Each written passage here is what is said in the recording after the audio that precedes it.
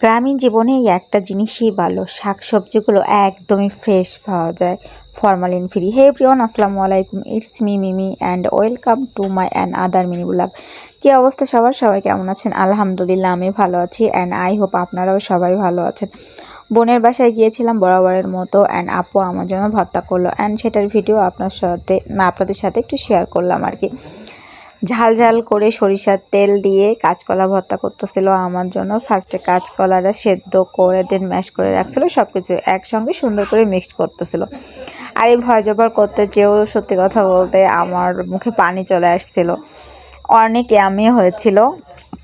And এই পাটার দেখে আমার মনে পড়তেছিল কিরিমা আপার কথা। কিরিমা আপা পাটার ওপরে ভর্তা করে অ্যান্ড তার উপরে কিছুটা ভাত মেখে তারপরে খায়। আসলে পাটায় মাখানো ভর্তার উপর ভাত মেখে খাওয়ার মজাই আলাদা। দেন এখানে বানানো হয়েছিল বাদামের ভর্তা। সেটার ভিডিও করতে আমি একদমই ভুলে গিয়েছিলাম অ্যান্ড ও বক্সে উঠাচ্ছিল, তখন সেটুকু মনে পড়লো অ্যান্ড ভিডিও করলাম।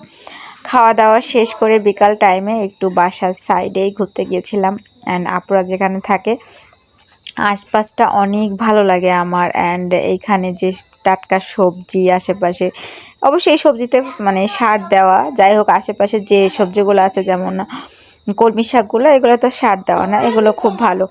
সব কিছু মিলায় অনেকটা সুন্দর একটা টাইম স্পেন্ড করি ওর বাসায় গেলে সবাই মিলে। আর জানের সাথে থাকলে তো আমার সুন্দর টাইম স্পেন্ড হয়। তো সবাই বিকালে খাওয়া দাওয়ার পর একটু হাঁটতে বেরোলাম অ্যান্ড আমি একটু কলমি শাক তুলতেছিলাম। আশেপাশে হাঁটলে আমার ভীষণ ভালো লাগে অ্যান্ড সবাই মিলে আরও তো বেশি ভালো লাগবেই। আর চারিপাশে সুন্দর মিষ্টি বাতাস, সব কিছু মিলায় অনেক সুন্দর একটা ব্লগ ছিল আজকে। তো আজকের এই ব্লগটা আপনাদের কেমন লাগলো অবশ্যই আমাকে কমেন্টে জানাবেন। অ্যান্ড গ্রামীণ পরিবেশে আপনারা কে কে এরকম শাক তুলে রান্না করেন সেটাও আমাকে জানাবেন। আমাদের বাসার পাশেও অনেক শাকসবজি আছে, বাট ওইভাবে আমার তোলা হয়।